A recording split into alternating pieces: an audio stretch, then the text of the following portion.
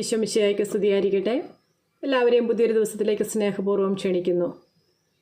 നല്ല രീതിയിൽ വചനവായന മുന്നോട്ട് പോകുന്നു. പങ്കെടുക്കുന്ന എല്ലാവരെയും ദൈവം സമർത്ഥമായി അനുഗ്രഹിക്കട്ടെ. നമുക്ക് ഇന്നത്തെ ഭാഗം വായിച്ചാലോ? ഇന്ന് നമ്മൾ വായിക്കാൻ പോകുന്നത് വിശുദ്ധ ലൂക്കായുടെ സുവിശേഷം അധ്യായം 21, വിധവയുടെ കാണിക്ക. അവൻ കണ്ണുകൾ ഉയർത്തി നോക്കിയപ്പോൾ ധനികർ ദേവാലയ ഭണ്ഡാരത്തിൽ നേർച്ചയിടുന്നത് കണ്ടു. ദരിദ്രയായ ഒരു വിധവ 2 ചെമ്പുതുട്ടുകൾ ഇടുന്നതും അവൻ കണ്ടു. അവൻ പറഞ്ഞു, ദരിദ്രയായ ഈ വിധവ മറ്റെല്ലാവരെക്കാൾ കൂടുതൽ നിക്ഷേപിച്ചിരിക്കുന്നുവെന്ന് സത്യമായി ഞാൻ നിങ്ങളോട് പറയുന്നു.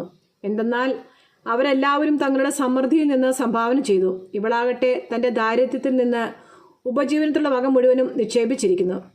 ദേവാലയത്തിൻ്റെ നാശത്തെക്കുറിച്ച് ചില ആളുകൾ ദേവാലയത്തെപ്പറ്റി അത് വിലയേറിയ കല്ലുകളാലും കാണിക്ക വസ്തുക്കളാലും അലങ്കരിക്കപ്പെട്ടിരിക്കുന്നുവല്ലോ എന്ന് പറഞ്ഞു. അവൻ അവരോട് പറഞ്ഞു, നിങ്ങൾ ഈ കാണുന്നവ കല്ലിന്മേൽ കല്ല് ശേഷിക്കാതെ തകർക്കപ്പെടുന്ന സമയം വരുന്നു. ക്ലേശങ്ങളുടെ ആരംഭം. അവർ ചോദിച്ചു, ഗുരു, ഇത് എപ്പോഴാണ് സംഭവിക്കുക? ഇതെല്ലാം സംഭവിക്കാൻ തുടങ്ങുന്നതിൻ്റെ അടയാളം എന്താണ്? അവൻ പറഞ്ഞു, ആരും നിങ്ങളെ വഴിതെറ്റിക്കാതിരിക്കാൻ സൂക്ഷിച്ചു കൊള്ളുവേൻ. എന്തെന്നാൽ പലരും അവൻ ഞാനാണ് എന്നും സമയം അടുത്തുവെന്നും പറഞ്ഞുകൊണ്ട് എൻ്റെ നാമത്തിൽ വരും. നിങ്ങൾ അവരുടെ പിന്നാലെ പോകരുത്. യുദ്ധങ്ങളെയും കലഹങ്ങളെയും കുറിച്ച് കേൾക്കുമ്പോൾ നിങ്ങൾ ഭയപ്പെടരുത്. ഇവയെല്ലാം ആദ്യം സംഭവിക്കേണ്ടതാണ്, എന്നാൽ അവസാനം ഇനിയും ആയിട്ടില്ല. അവൻ തുടർന്നു, ജനം ജനത്തിനെതിരായും രാജ്യം രാജ്യത്തിനെതിരായും തലയുയർത്തും. വലിയ ഭൂകമ്പങ്ങളും പല സ്ഥലങ്ങളിലും ക്ഷാമവും പകർച്ചവ്യാധികളും ഉണ്ടാകും. ഭീകര സംഭവങ്ങളും ആകാശത്തിൽ നിന്ന് വലിയ അടയാളങ്ങളും ഉണ്ടാകും. ഇവയ്ക്കെല്ലാം മുമ്പ് അവർ നിങ്ങളെ പിടികൂടുകയും പീഡിപ്പിക്കുകയും ചെയ്യും. അവരുടെ സിനഗോഗുകളിലും കാരാഗ്രഹങ്ങളിലും നിങ്ങളെ ഏൽപ്പിച്ചു കൊടുക്കും.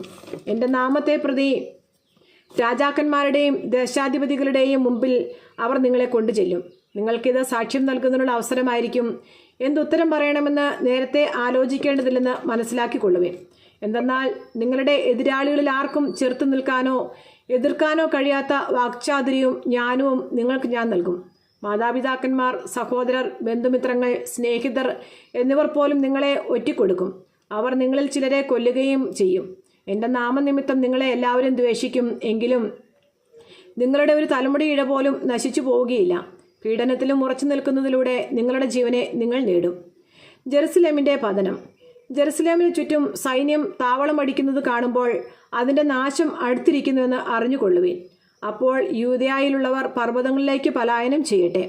പട്ടണത്തിലുള്ളവർ അവിടം വിട്ടു പോകട്ടെ. ഗ്രാമങ്ങളിലുള്ളവർ പട്ടണത്തിൽ പ്രവേശിക്കാതിരിക്കട്ടെ. കാരണം എഴുതപ്പെട്ടവയെല്ലാം പൂർത്തിയാകേണ്ട പ്രതികാരത്തിൻ്റെ ദിവസങ്ങളാണവ. ആ ദിവസങ്ങളിൽ ഗർഭിണികൾക്കും മുലയൂട്ടുന്നവർക്കും ദുരിതം. അന്ന് ഭൂമുഖത്ത് വലിയ ഞെരുക്കവും ഈ ജനത്തിൻ്റെ മേൽ വലിയ ക്രോധവും നിബന്ധിക്കും. അവർ വാളിൻ്റെ വായ്ത്തലയേറ്റ് വീഴുകയും എല്ലാ ജനതകളിലേക്കും തടവുകാരായി കൊണ്ടുപോകപ്പെടുകയും ചെയ്യും. വിജാതിയരുടെ നാളുകൾ പൂർത്തിയാകുന്നതുവരെ അവർ ജെറുസലേമിനെ ചവിട്ടി മെതിക്കും. മനുഷ്യപുത്രൻ്റെ ആഗമനം. സൂര്യനിലും ചന്ദ്രനിലും നക്ഷത്രങ്ങളിലും അടയാളങ്ങൾ പ്രത്യക്ഷപ്പെടും. കടലിൻ്റെയും തിരമാലകളുടെയും ഇരമ്പൽ ജനപദങ്ങളിൽ സംഭ്രമം ഉളവാക്കും. സംഭവിക്കാൻ പോകുന്നവയെ ഓർത്തുള്ള ഭയവും ആകുലതയും കൊണ്ട് ഭൂവാസികൾ അസ്തപ്രജ്ഞരാകും. ആകാശശക്തികൾ ഇളകും. അപ്പോൾ മനുഷ്യപുത്രൻ ശക്തിയോടും വലിയ മഹത്വത്തോടും കൂടെ മേഘങ്ങളിൽ വരുന്നത് അവർ കാണും. ഇവ സംഭവിക്കാൻ തുടങ്ങുമ്പോൾ നിങ്ങൾ ശിരസ്സുയർത്തി നിൽക്കുവിൻ. എന്തെന്നാൽ നിങ്ങളുടെ വിമോചനം സമീപിച്ചിരിക്കുന്നു. ഒരു ഉപമയും അവൻ അവരോട് പറഞ്ഞു, അത്തിമരത്തെയും മറ്റു മരങ്ങളെയും നോക്കുവിൻ. അവ തളിർക്കുമ്പോൾ വേനൽക്കാലം അടുത്തിരിക്കുന്നു എന്ന് നിങ്ങൾ അറിയുന്നു. അതുപോലെ ഇക്കാര്യങ്ങൾ സംഭവിക്കുന്നത് കാണുമ്പോൾ ദൈവരാജ്യം സമീപിച്ചിരിക്കുന്നെന്ന് മനസ്സിലാക്കിക്കൊള്ളുവിൻ. സത്യമായി ഞാൻ നിങ്ങളോട് പറയുന്നു, എല്ലാം സംഭവിക്കുന്നവരെ ഈ തലമുറ കടന്നു പോവുകയില്ല. ആകാശവും ഭൂമിയും കടന്നു പോകും, എന്നാൽ എൻ്റെ വാക്കുകൾ കടന്നു പോവുകയില്ല. ജാഗരൂകരായിരിക്കുവിൻ. സുഖലോലുപത, മദ്യാസക്തി, ജീവിത വ്യഗ്രത എന്നിവയാൽ നിങ്ങളുടെ മനസ്സ് ദുർബലമാവുകയും ആ ദിവസം ഒരു കെണി പോലെ പെട്ടെന്ന് നിങ്ങളുടെ മേൽ വന്നു വീഴുകയും ചെയ്യാതിരിക്കാൻ ശ്രദ്ധിക്കുവിൻ. എന്തെന്നാൽ ഭൂമുഖത്ത് ജീവിക്കുന്ന എല്ലാവരുടെയും മേൽ അത് നിബന്ധിക്കും. സംഭവിക്കാനിരിക്കുന്ന ഇവയിൽ നിന്നെല്ലാം രക്ഷപ്പെട്ട് മനുഷ്യപുത്രൻ്റെ മുമ്പിൽ പ്രത്യക്ഷപ്പെടാൻ വേണ്ട കരുത്ത് ലഭിക്കാൻ സദാ പ്രാർത്ഥിച്ചുകൊണ്ട് ജാഗരൂകരായിരിക്കുവിൻ. എല്ലാ ദിവസവും അവൻ ദേവാലയത്തിൽ പഠിപ്പിച്ചുകൊണ്ടിരുന്നു. രാത്രിയിൽ അവൻ പട്ടണത്തിന് പുറത്തുപോയി ഒലിവുമലയിൽ വിശ്രമിച്ചു. അവൻ്റെ വാക്ക് കേൾക്കാൻ വേണ്ടി ജനം മുഴുവൻ അതിരാവിലെ ദേവാലയത്തിൽ അവൻ്റെ അടുത്ത് വന്നിരുന്നു. നമ്മുടെ കർത്താവായ ഈശോ മിശിഹായ്ക്ക് സ്തുതി. സങ്കീർത്തന പുസ്തകത്തിനുള്ള വായന. അധ്യായം 65. സമൃദ്ധി ചൊരിയുന്ന ദൈവം. ദൈവമേ, സിയോനിൽ വസിക്കുന്ന അങ്ങ് സ്തുത്യർഹനാണ്. അങ്ങേക്കുള്ള നേർച്ചകൾ ഞങ്ങൾ നിറവേറ്റും. പ്രാർത്ഥന ശ്രവിക്കുന്നവനെ, മർത്യരെല്ലാം പാപഭാരവുമായി അങ്ങയുടെ സന്നിധിയിൽ വരുന്നു. അകൃത്യങ്ങൾക്ക് അടിമപ്പെടുമ്പോൾ അങ്ങ് ഞങ്ങളെ മോചിപ്പിക്കുന്നു.